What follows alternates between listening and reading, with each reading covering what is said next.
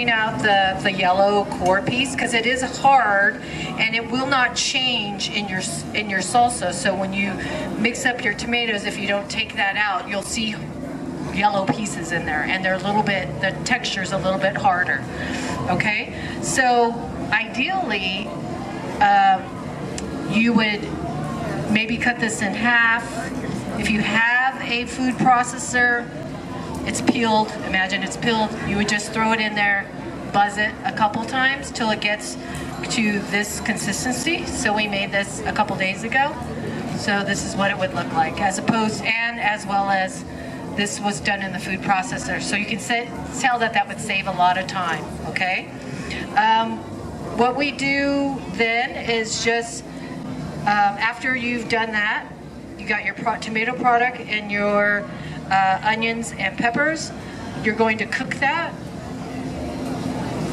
So I'm putting this in my pot. This is half a recipe, so you would be making, it would be double. So you would need a pretty decent sized pot to make all this, right? Looks good. Okay. Then we'd be adding the other ingredients, which are literally just, in this salsa is what I call a base salsa recipe. It's a half a teaspoon of pepper, so not much, half a teaspoon. But 3 teaspoons of salt, and I'm using half a recipe, so I'm going to use 1 1/2.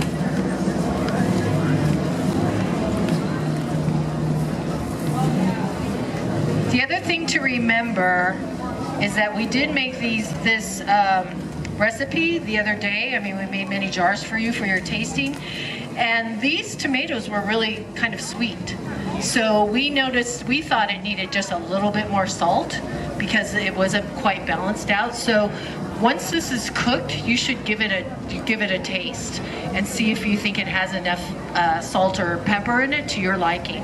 And remember, it's a combination of peppers, so if you like your salsa really hot, you should use definitely more hot peppers than the sweet peppers. Like I said, we did maybe 2/3 sweet, 1/3 hot peppers, jalapenos and serranos. But if you really like your salsa hot, I would say this is mild. The salsa we're going to be giving you today is mild. I would rate it a 2 on a 1 to 10 scale, so it's not very hot. And then after that, it requires vinegar. I mean, we're using lemon juice in this.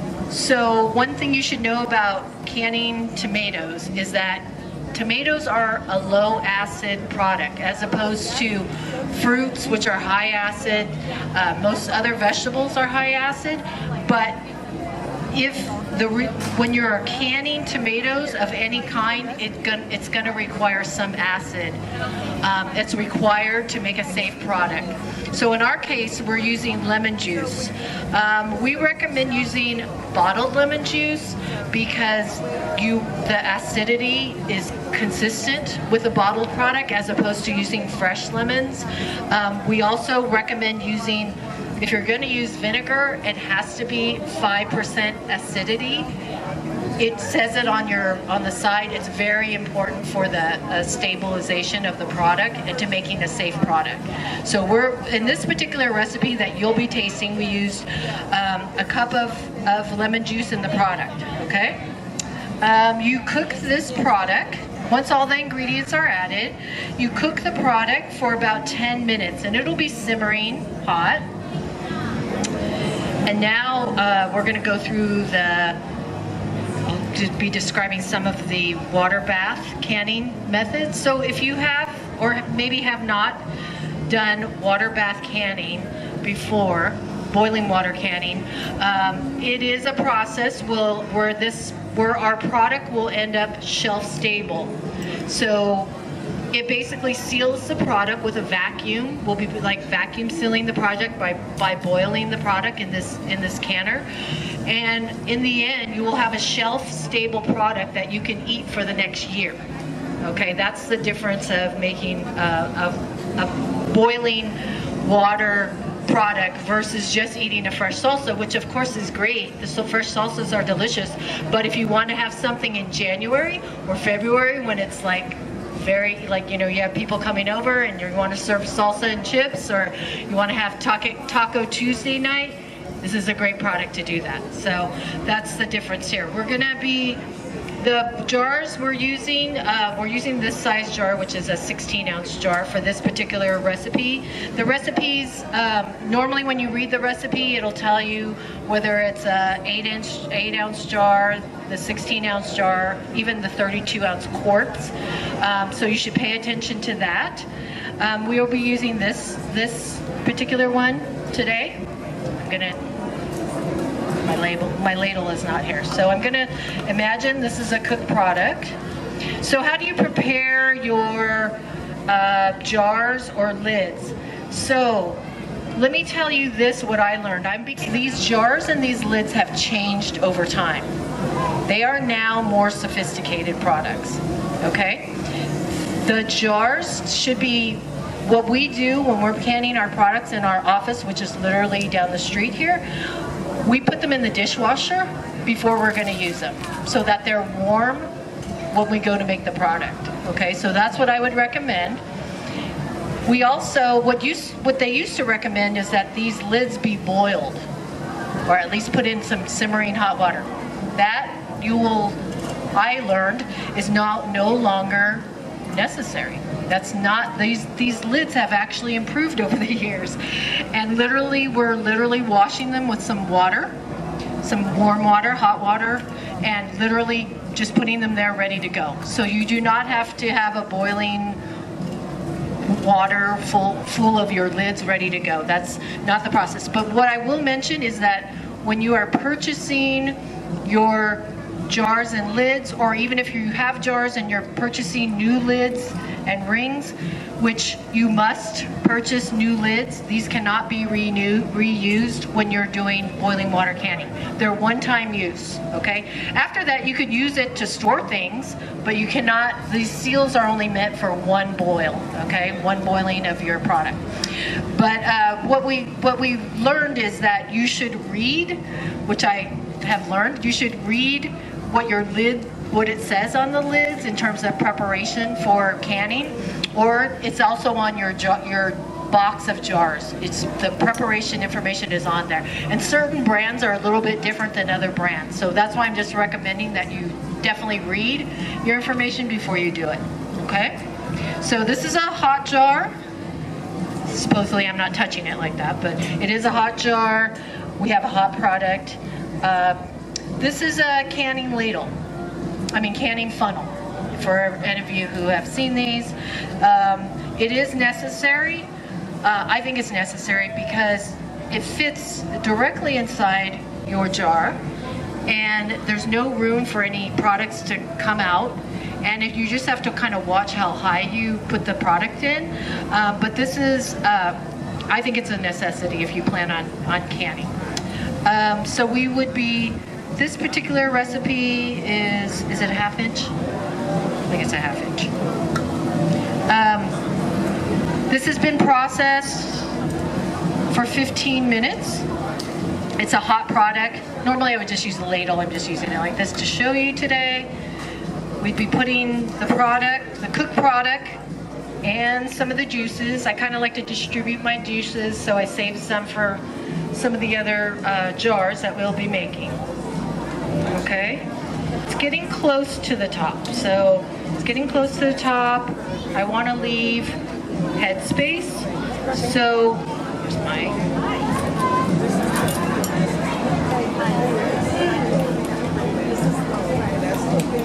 So it's not very high, but what I want to talk about is head space. When we're going to put this jar in the boiling water, it's going to boil. The product itself is going to boil and come up. So you must leave the proper head space so the product has room to go up and down when it's boiling, right? It also needs an air pocket at the top. It needs an air pocket to create a seal, a proper seal, because it's creating a vacuum. That's what we're doing when we put it in the boiling water, right? So this right now at this level, it's not a 1/2 inch. But what I wanted to show you is that there's a way that we kind of not cheat. You can measure it. This is actually a debubbler and a measure. But in general, this top line here is a 1/4 inch where the ring is going, where it screws on. And the second line is a 1/2 inch. So if you don't want to be, measuring, so I can tell like right now this is a little short of a 1/2 inch, which is where it needs to be, okay? So I'm gonna put it back here, add a little bit more product.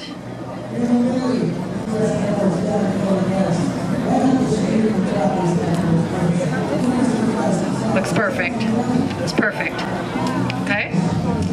So we'll be doing that, getting it to the 1/2 inch mark. An important thing next to do, this is the part, now we're going into the boiling water canning process. So, this is my canner, my boiling water canner. What does it have in it? It has this in the bottom, which keeps the products from touching the bottom. If it touches the bottom, if you don't have that, your jars could break because it needs water and boiling water to get underneath the product to make it properly cook, as well as seal without breaking the bottom of your jar, okay? So what you would do to each jar, so you would fill all your jars, you would get just water. I'm using a paper towel, literally a paper towel, dipping it in the water. And in order for us to ensure or try to make a clean seal on the product, I'm holding this up, although I wouldn't be holding it up because I just want to show you. But it would be down there. I'm literally wiping the top to make sure that there's no product on the top of the thing. If you have any product that gets up on the top, it could prevent the jar from sealing. So it's very important that we're leaving the proper head space, that we're cleaning the rim. And then what I also do is take a tiny bit of the napkin and go on the inside ring also, inside of the jar, just to make sure that it's called cleaning the product, right? And then before we also, we call it debubbling. So sometimes when you're putting product inside your jar, it could have pockets of this one, not so much because it's a dense product, but like when we did our bruschetta with the cut tomatoes, there was a lot of pockets of air in there. But just to be sure, we're using, today I'm going to show you how to use a sophisticated tool, which is a chopstick, to literally just go around the sides of your product to make sure, and through the middle, to make sure that we're getting any air pockets that could be in there. There is an official tool. It's a debubbler. You don't need this official tool. It is, this is actually a dual purpose tool. It's actually a debubbler on this side, and this side measures your head space if you put it on the side of the jar. So it's kind of a cool tool to have. Not necessary though. Okay? All right, so it's ready to go. It's been debubbled. It's cleaned. And then we would literally, without touching any part of the inside, so the most important part is where the rubber of the seal is to take it like this, put it on top of your jar, and then I am going to have to put it down for this part. How do we put this on? What is the key, right? So I put it on the jar very loosely, put my one finger in the middle, and spin it. It should go on very easily. If it doesn't go on easily, it may mean your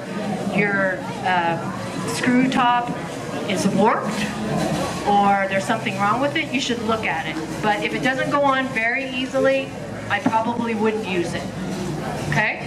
So it gets to a point where I'm not cranking it shut, but it's on there. And then I do one tiny turn more. So this is creating, it's not tight enough that it's completely, you do not want it completely sealed. If it's completely sealed, you want the boiling water to create a vacuum. So you don't want it completely sealed, so that you're going to create a vacuum when you put it in the boiling water, which is going to pull the lid down and seal this, okay? So, you've done all your jars, and your water is either right under boiling or just right under boiling is perfect. What you want to do, and it's important when you're using a canner, and I'll talk about that too, is you're going to take this is the jar lifter, official. It is very handy and kind of necessary when your jars are boiling or boiling hot, right? Especially when you're taking them out. Right now, we're taking it straight up, straight over, straight down. That's important because we do not want the product to get up in the lid and prevent it from sealing. So there's just a straight up, over, down into the canner. You fill your canner, and then at that point, you're going to check your water. Okay, your water needs, in order to do boiling water canning, your water needs to be 1 to 2 inches above your lids, okay? Because that will create enough it will create the vacuum that is needed to seal these jars, okay? So you're doing that. The other thing I just want to mention regarding this, before I move on, is that this is a beautiful, kind of expensive canner. $75. Okay? Why is it? It's a great pot. You don't just need it for candy. You can use it if you're making gumbo or something else, menudo, whatever. It also has a glass lid, which is also very nice to see what's going on in your pot. It's easy to check it. You don't have to keep lifting it to see if it's boiling or is it boiling at a soft boil. You know, it's great. But it's not necessary to do boiling water canning because I don't know if you remember, probably the old-fashioned, and I still use them, the aluminum canners. They're like $25. Comes with, you know, the rack and everything of that. They're fine. You can use them. It's just you're not going to use that for a cooking pot. You're just going to use it for canning. I had one for 20 years before I had to literally finally toss it. It started to get a little rusty. Like some parts, kind of the enamel actually came off. So you can do that. That's an alternative. Or I want to show you that you can make your own canning pot. If you have a large pot that's probably at least this high, doesn't have to be this big, this is a very large pot, you can make your own canner. And how do you do that? The most important thing is that you keep the jars off the bottom. So you do need either a rack. We made this rack. Zip ties and canning lids. You can put that on the bottom to keep your jars off the thing. This product is a canning rack. It's silicone. It unfolds into a flower so that you can put that in the bottom of your pan. It's $5. Okay, so I just want to give you alternatives because if you're new to this or you don't want to invest in this right away, I get it. Use your own pots. Again, the most important thing: 2 inches of water over the top of your can. So it does need to be a good-sized pot, a deep pot. All right. All right. So we put our jars in. The water, not quite boiling. That's where we want it. Like not quite boiling yet. We're gonna put the lid on.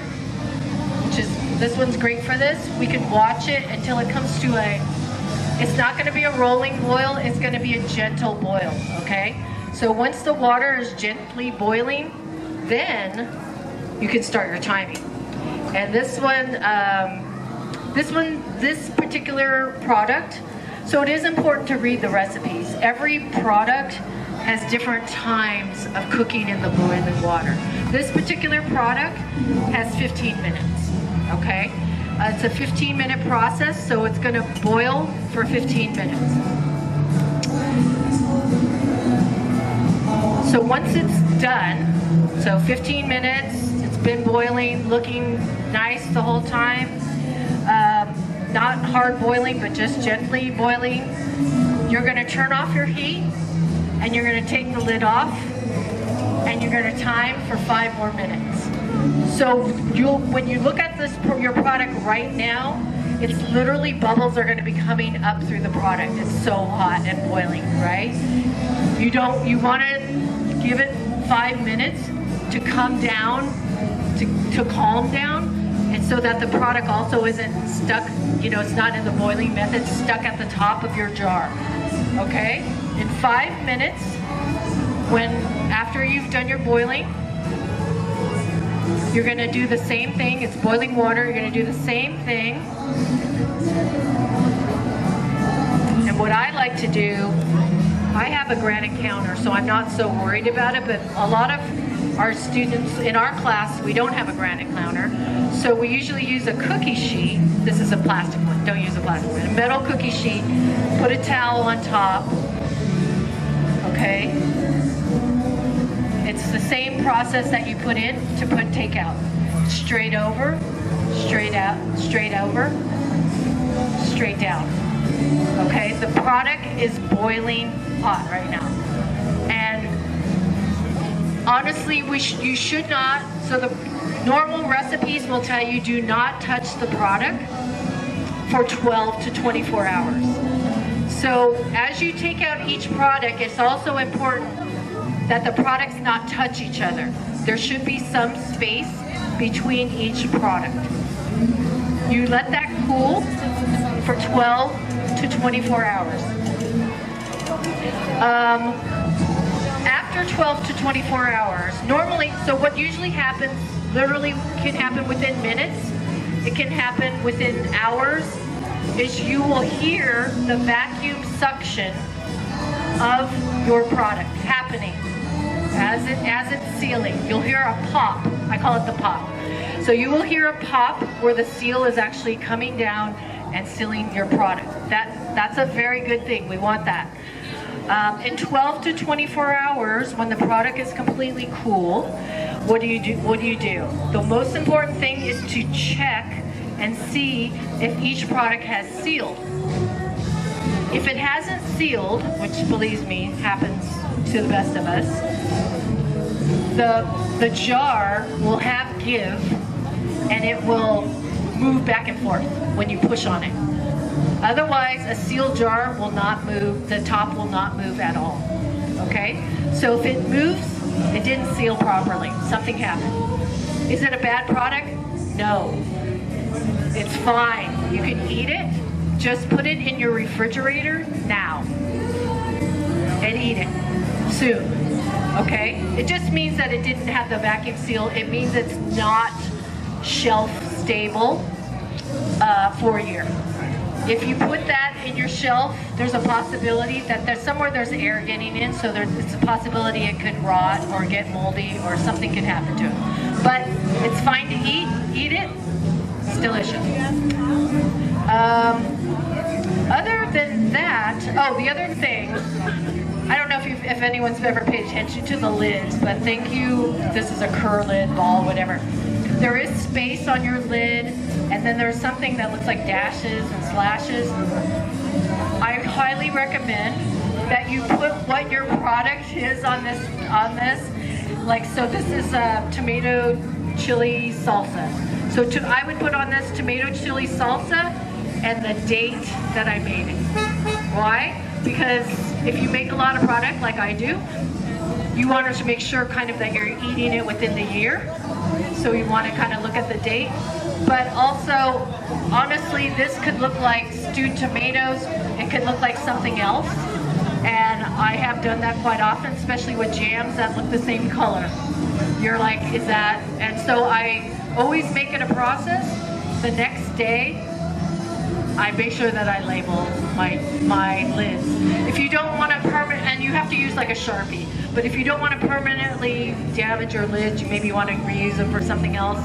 Not canning, but like just sealing. There's also labels that you can get, round labels that you can just put on there. But I do the same thing, but I do it within a day. I've learned the hard way. You will forget. So you're welcome. If there's any questions, I'm happy to answer them, but this This is you will enjoy.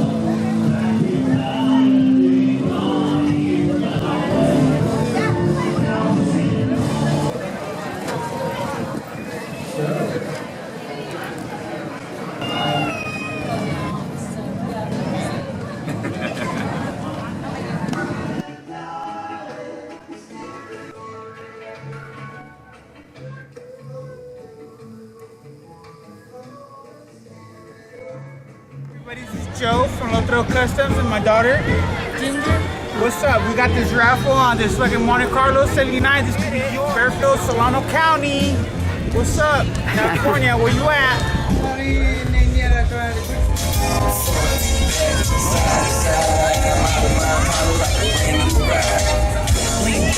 take you on a trip.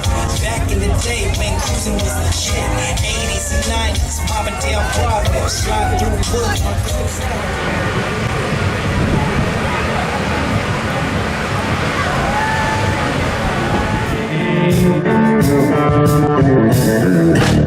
We nailed our touchdown, some city, Tennessee.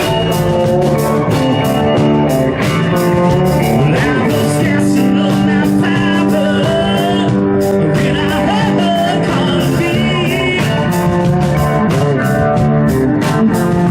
Said, which way are you headed, boy? Do you need some company?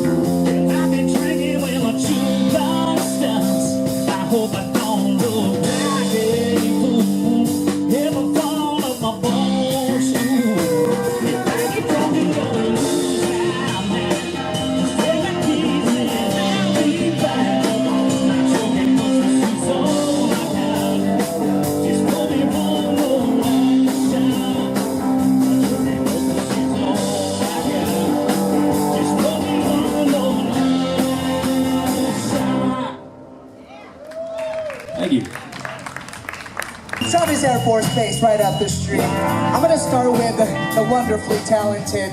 I wouldn't be able to do what I do if it wasn't for her on the vocals, all the way from Newburgh, New York. She just got promoted actually, so show her some love. Staff Sergeant Select Alicia Cancel. Thank you, Sergeant. Thank you so much. And normally to my left, but sometimes we switch sides, laying down the funkiest, smoothest, clearest, warmest vocals, all the way from San Diego, California. Give it up for Airman First Class, Marvin Calderon. Thank you. All the way from Logan, Utah. He's not on stage, but he's the reason why we sound the way we sound. He's the backbone of this band, our audio engineer, Senior Airman Colton Morganson. We love you, Colton. All the way from Bloomington, Indiana, keeping us steady with these funky bass lines. Give it up for Staff Sergeant Alex Valdez. All the way from Des Moines, Iowa, corn-fed, our music director who holds it down for us on the drums, actually, Staff Sergeant Nate McDonald. I'm loving it. From the Bay Area, our very own hometown hero, our fearless leader, the one who keeps us all together on the car, Technical Sergeant Ryan Manzi. And last but not least, from Salt Lake City, Utah, I didn't forget him because he's going to show us a little something on the keys. And you know what? Tomorrow is his birthday, so we got to show him something extra love. Make some noise for Airman First Class, Cameron Jones. Happy birthday, Combat Cam. Now, if it's okay, can you show us a little something? Let's do it.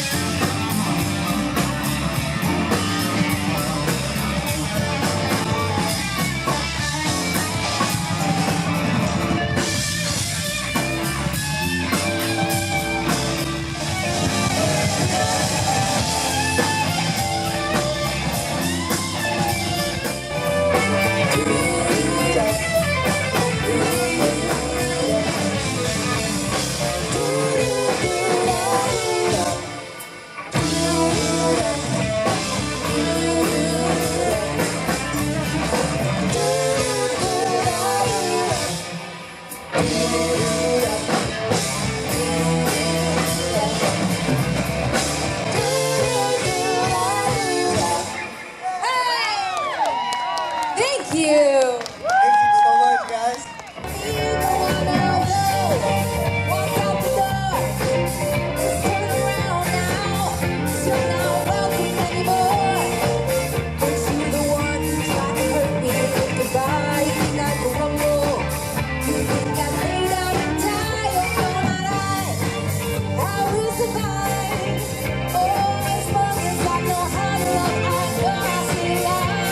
got all my life to live.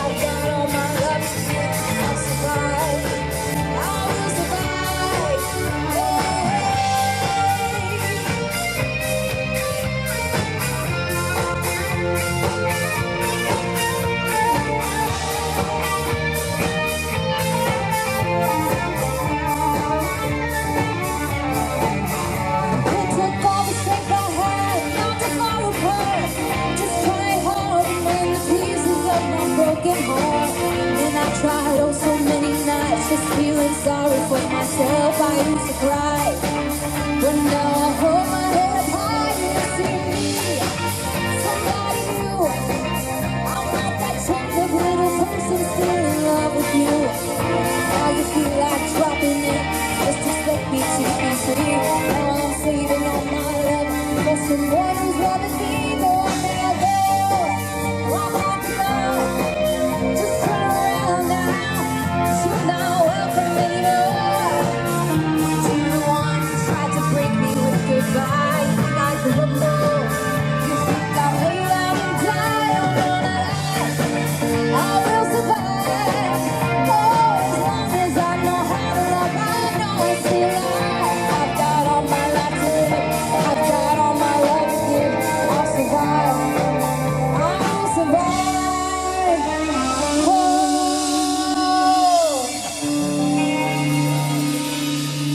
Fairfield, you're awesome.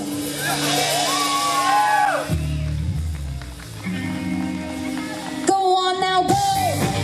Walk out the door. Just turn around now.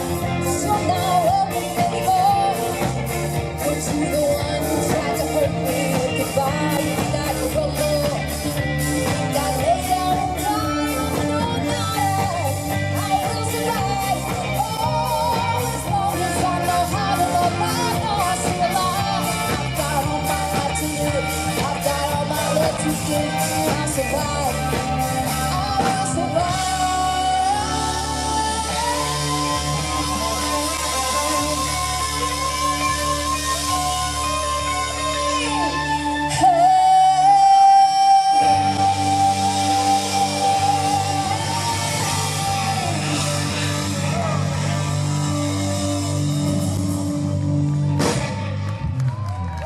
Thank you. Took the midnight train, gone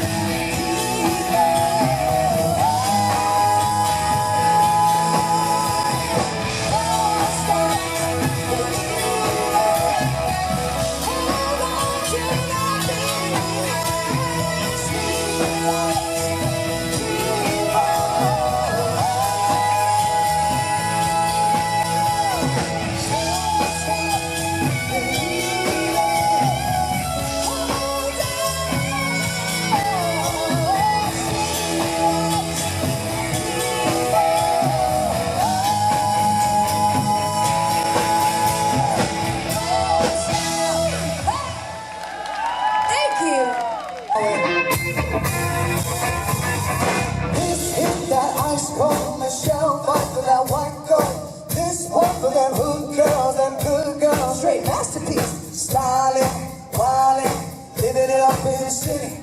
Got trucks on with Saint Laurent. Gotta kiss myself, I'm so pretty. I'm too high for the police and the firemen. I'm too high. They can drag you on a retirement. I'm too high. You say my name, you know who I am. I'm too high. And my band bound down, let me break it down. Girls hit you, hallelujah. Girls hit you, hallelujah. Girls hit you, hallelujah. It's uptown funk, gon' give it to you. It's uptown funk, gon' give it to you. It's uptown funk, gon' give it to you. Saturday night in the spot. Don't believe me, just watch. Come on.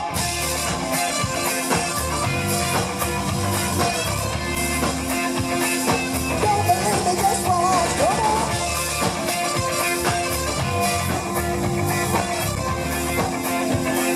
Don't believe me, just watch. Don't believe me, just watch. Sing along. Don't believe me, just watch. Don't believe me, just watch. Stop. Wait a minute. Fill my cup, put some nigga in it. Take the sip, sign the shit. Molly, hit the scratch. Jackson, Mississippi. If we show up, we gon' show up. Smooth and no short skippy. I'm too high. For the police and the firemen, I'm too high. They can drag you on a retirement. I'm too high. Say my name, you know who I am. I'm too high. Fairfield, back that money, break it down. Girls hit you, hallelujah. Girls hit you, hallelujah. Girls hit you, hallelujah. It's uptown funk, gon' give it to ya. It's uptown funk, gon' give it to ya. It's uptown funk, gon' give it to ya. Saturday night, we in the spot. Don't believe me, just watch.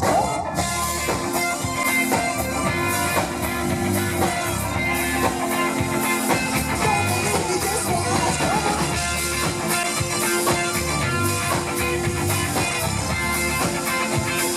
Don't believe me, just watch. Don't believe me, just watch. Sing the lyrics. Don't believe me, just watch. Don't believe me, just watch. I always do this. Every time. Before we leave, we want to tell y'all a little something. It goes uptown, funk you up. Uptown, funk you up. I said uptown, funk you up. Uptown, funk you up. Uptown, funk you up. Uptown, funk you up. Let me hear you. Uptown, funk you up. Uptown, funk you up. Come on, dance, jump on it. If you sex, yeah, then float it. If you free, yeah, then own it. Don't brag about it, come show me. Come on, dance, jump on it. If you sex, yeah, then float it. On this Saturday night, we in the sky. Don't believe me, just watch. Come on.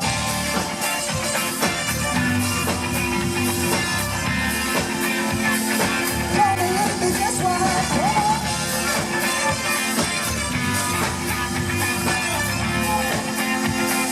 Don't believe me, just watch. Don't believe me, just watch. Don't believe me, just watch. Don't believe me, just watch. Uptown, funk you up. Uptown, funk you up. Say yes. Uptown, funk you up. Uptown, funk you up. Say yes. Uptown, funk you up. Uptown, funk you up. There you go. Uptown, funk you up. Uptown, funk you up. Uptown, funk you up. Uptown, funk you up. Uptown, funk you up. Thank you so much, you guys. Tomato and Vine Festival. Thank you so much for having us. We are Mobility. We love y'all. We'll do one last song if that's okay.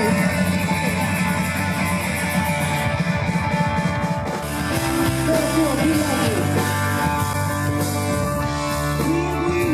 Someone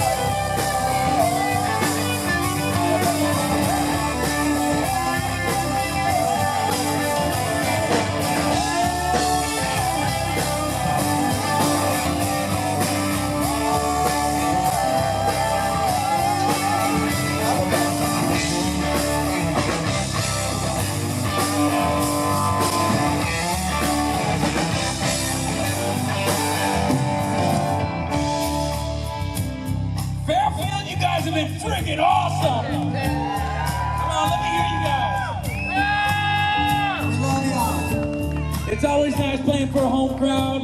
You guys always take care of us, so we like to take care of you with a little music. That's all right. Anyways, we are Mobility from the Band of the Golden West up in Travis, and we want to say thank you for everything that you guys have done for us over all the time. We have a great relationship, probably the best, I don't know. Anyways, we're gonna play a little bit. Muscle shows that got the swung bug. Maybe I'm known to pick a song or two. Lord, they get me on so good. Pick me up.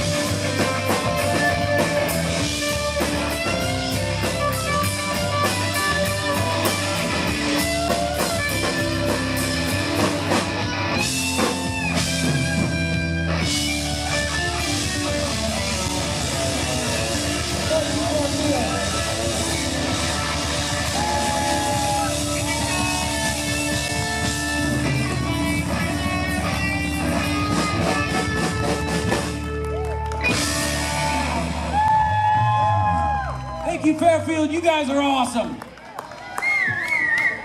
Yeah, it's the 33rd annual Tomato Festival. Lots of fun. There's a kids zone. There was a bunch of tomatoes. The U.S. Air Force rock band Mobility from the Golden West. Oh, they were unbelievable. They just finished. I've been here yesterday, today, selling my books and meeting people, talking. It's been wonderful. It's been incredible. Great day here at the Fairfield Tomato and Vine Festival.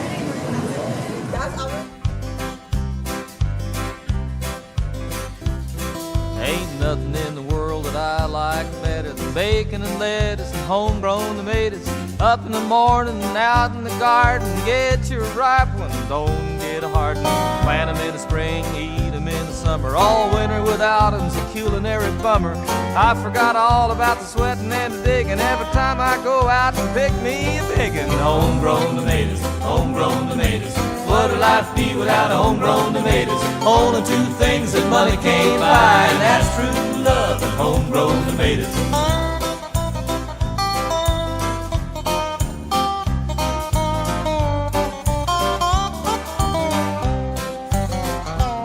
Well, you can go out to eat, and that's for sure, but there's nothing that a homegrown tomato won't cure.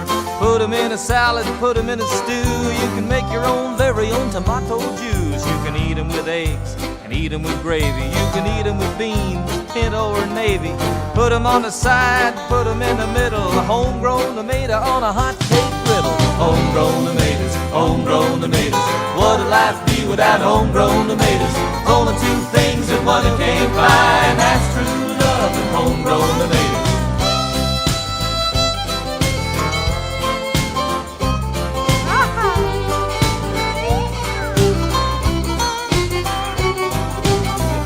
Change this life I lead, you could call me Johnny Tomato Seed, 'cause I know what this country needs is homegrown tomato in every yard you see. When I die, don't bury me in a box in a cold dark cemetery. Out in the garden would be much better, 'cause I could be a pushing up a homegrown tomatoes. Homegrown tomatoes, homegrown tomatoes. What'd life be without homegrown tomatoes? There's only two things that money can't buy, and that's true love and homegrown tomatoes. Homegrown tomatoes. What'd life be without homegrown tomatoes? There's only two things that money can't buy, and that's true love and homegrown tomatoes.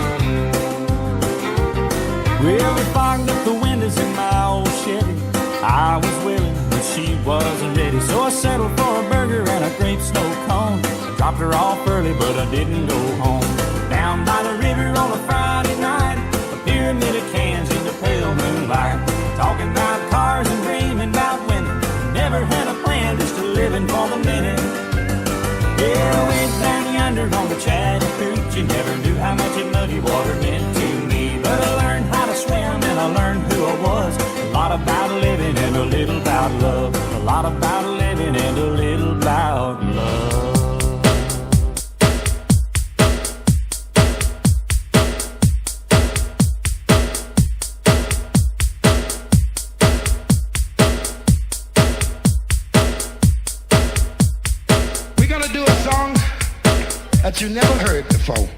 1, 2, 3, 4. Don't tell my heart, my achy, breaky heart. I just don't think it understands. And if you tell my heart, my achy, breaky heart, he mightn't blow up and kill this man. Don't tell my heart, my achy, breaky heart. I just don't think it understands. And if you tell my heart, my achy, breaky heart, he mightn't blow up and kill this man.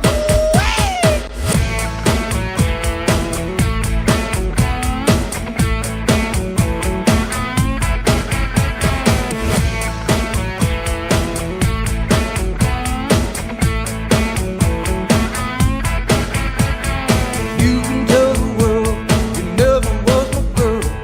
You can burn my clothes when I'm gone. Oh, you can tell your friends just what a fool I've been, and laugh and joke about me on the phone. You can tell my arms go back into the phone.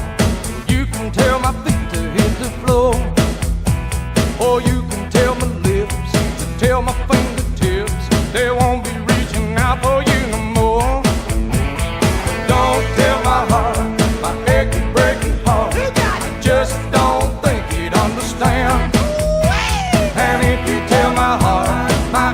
breaky heart.